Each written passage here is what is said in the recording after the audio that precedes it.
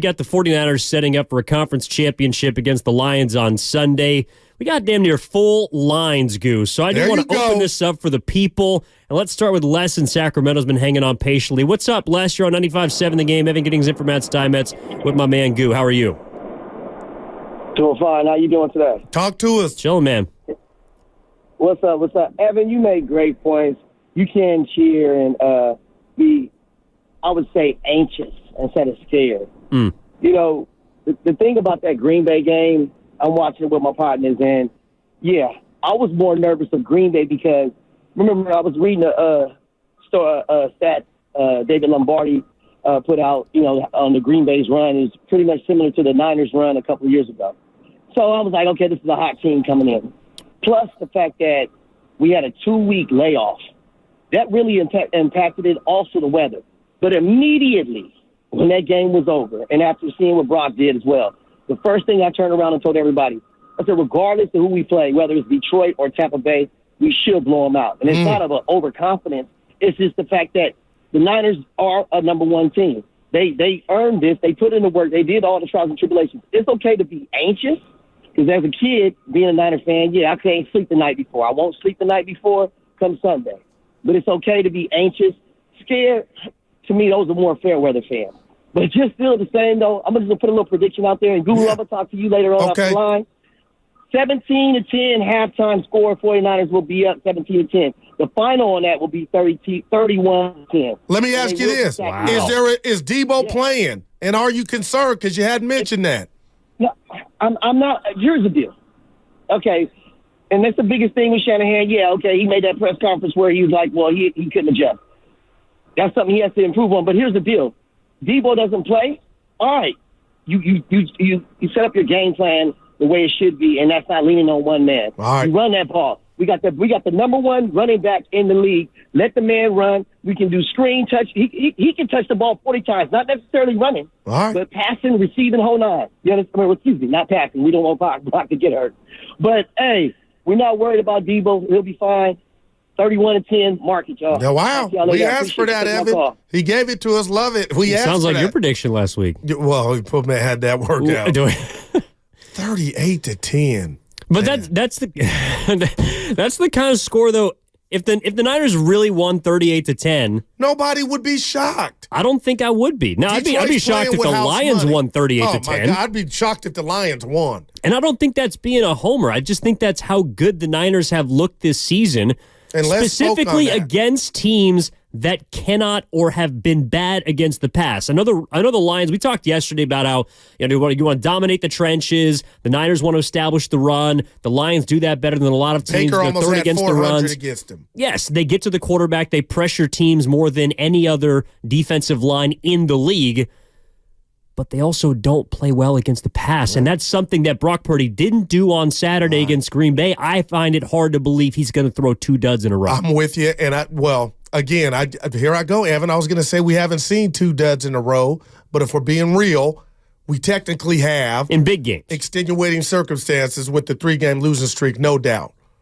And it's just kind of, I don't want to say eerie, but it's kind of funny to me that when we saw or we've seen Brock Purdy struggle, Debo was out, and now here we are on the precipice of the most important game of the season, and his status is up in the air. Like, do you know what I'm like? And he might not play and they win by 30, but it's too close for comfort for me. Well, the one seed on the other side of Baltimore's been playing without their best offensive weapon, and Mark Andrews for who may the be majority back, of the season. But there's some reports he did practice yesterday. That's incredible. So he's back. No, but my point is there are teams in all walks of sports that have to deal with injuries. Right. And this is an opportunity for the Niners. If Deebo Samuel doesn't play, I think he's going to do everything in his ability to play this weekend. He was out there running sprints yesterday at practice. He was kind of tucking the ball. He wasn't doing any contact drills, but he was out there, though he didn't officially practice. So I think he's going to do everything he can to play. But if he doesn't, that shouldn't be the difference to me between a win and a loss for how good I think this 49ers team is. Let's get back to the phone lines. Robin's in San Francisco. What's up, Robin? You're on with Go and Evan. How you doing? Hey, how you guys doing? What's up, Dave? Hey, talk to us. So here's the deal. I typically like to talk for myself, speak for myself. Okay, you asked the question why people are like, apprehensive, along those lines. Here's what I think. I think because you don't know, and you tell me if this is fair, you don't know which Niners is going to show up sometimes. Okay, we can go down the roster, we can say how much talent they have, the run game, this is blah, blah, blah. But damn it, you don't know when they're going to show up. Now, here's the deal. I can understand people are apprehensive about the last game because it's a psychological thing, because you expect them to dominate. See, when you don't dominate like you should, according to the narratives that people put out there, and you know what I'm saying? Then they freak out.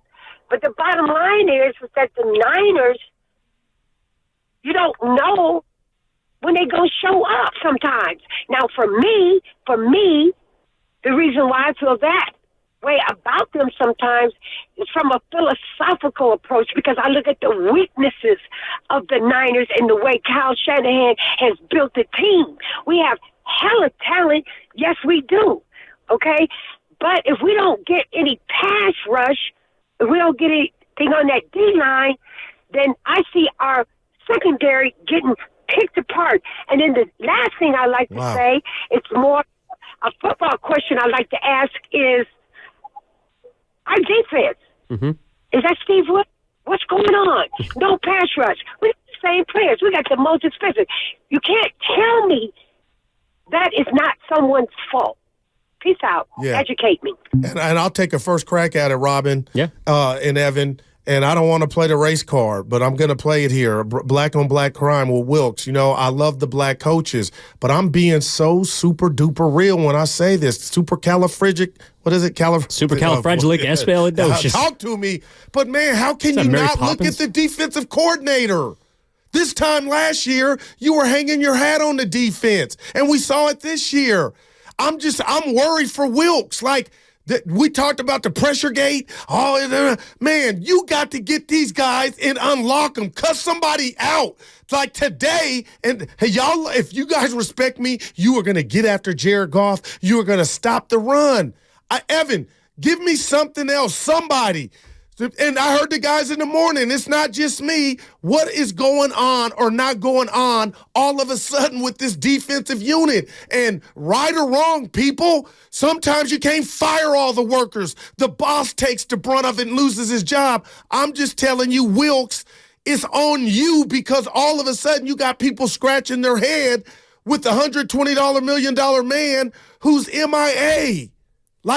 It has to be Wilks. Well, look, I would be more inclined to point the finger at the guys who make the money.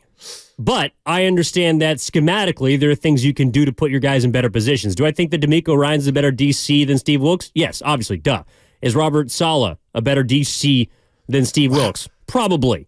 Those guys showed an ability to call plays at specific times that put the 49ers in good spots. I also saw the Kansas City Chiefs throw 44 points on a DeMeco Ryans-led unit last year. I saw Robert Saleh's defense get gashed at times, specifically in the Super Bowl in 2019. It happened. It isn't as if they didn't have their shortcomings as well. Now, they went on and got head coaching jobs, which I don't think Steve Wilks has.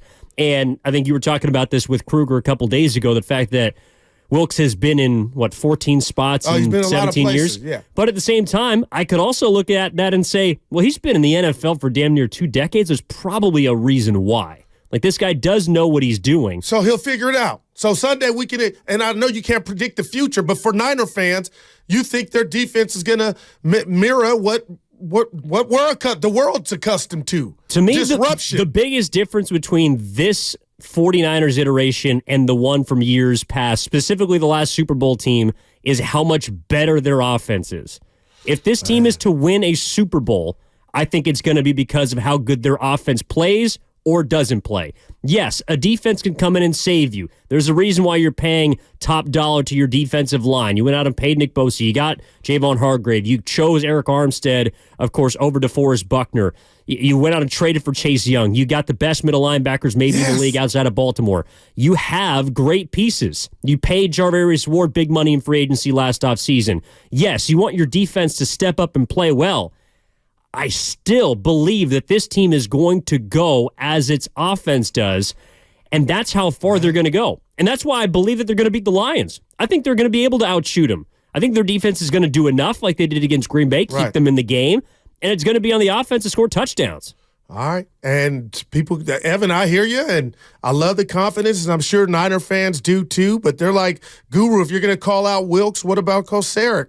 You know, that's his his job detail. That's his unit as well. But I'm just talking about the overall defense. Like, I mean, I saw a Green Bay team come in here and manipulate the pass interference to their benefit. Yeah. And I thought they got away from that. But, Evan, and again, I know you haven't been in the NFL, but I mean, how do you work on those things during the week? Like, I don't know, man. This is another caveat to this game about I feel so confident in the Niner offense, but the Niner defense, if I'm a Niner fan, I'm kind of biting my nails to see if the Mike Tyson version of the Niner defense shows up or the Pee Wee Herman, because that's what they were Saturday for most of the game. And maybe that's where the apprehension is. And maybe that's why we're hearing more about the worry or the anxiety that people have brought up than the excitement that I think there demands to be for the fact that the Niners have a chance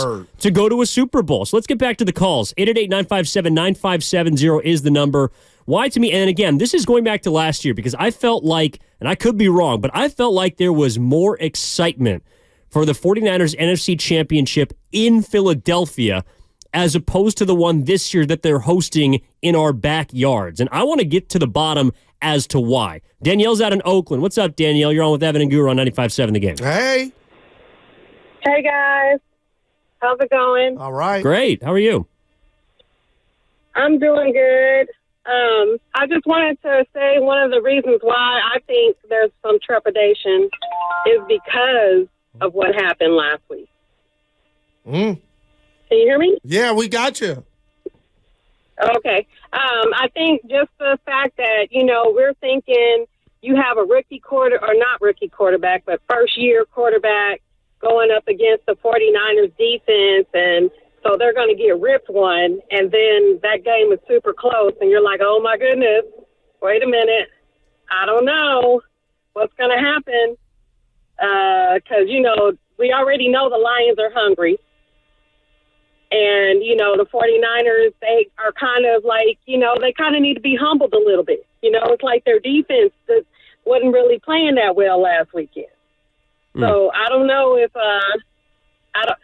they did good, and, yeah, they won the game. But I guess being a 49er fan, you're expecting, they're Green Bay, they're young, they're going to, even though, they took out Dallas, that wasn't for us. We were like, oh, yeah, we'll take them out. We'll take them out easily. And it wasn't that easy. And so, people biting nails like, oh, my God, wait a minute. What's going on with the 49ers?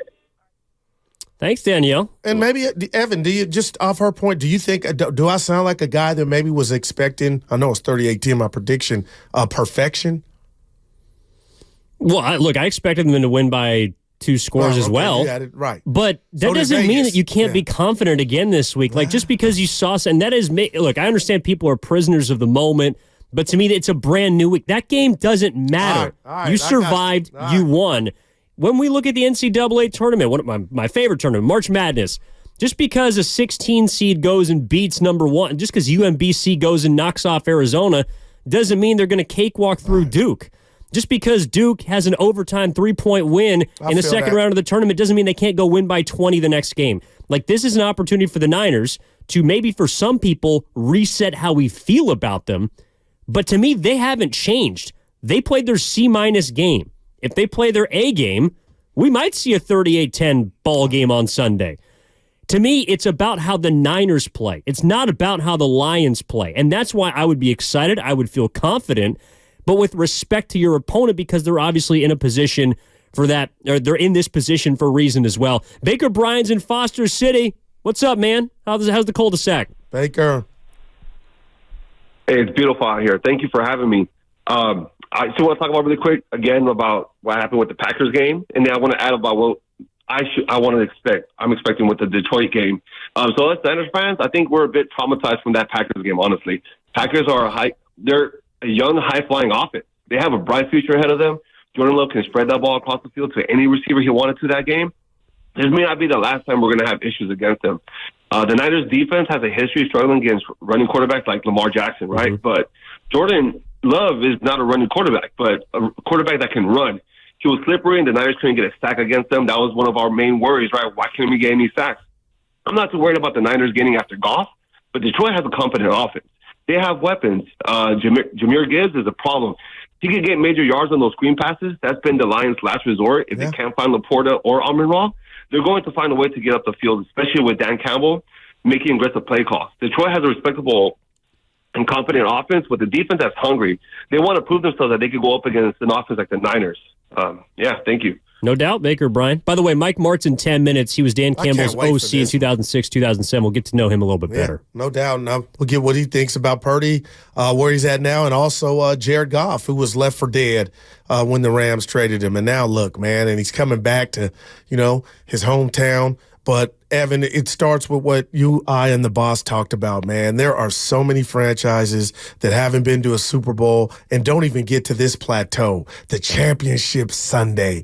And I'm telling you, it's the mini Super Bowl. It's almost 2 Super Bowls in one, and the Niners have been there 4 out of the last 5 years. I know they haven't got the chip. They don't need me to make excuses, but there is some pride that comes into, you talk about the Niners not getting the elusive 6th ring. You didn't been damn close because you didn't play in some big-ass games. Last time you won this game was 2019. So I do wonder if it has something to do with what happened, a little PTSD in Philly, where that one was kind of ripped out from underneath you and it was quarterback gate because you ran out of them. Up 10 against the Rams, where I felt like Tart catches that ball. We all do. They're going back. And then, you hadn't won it since 2019. So pressure bust pipes.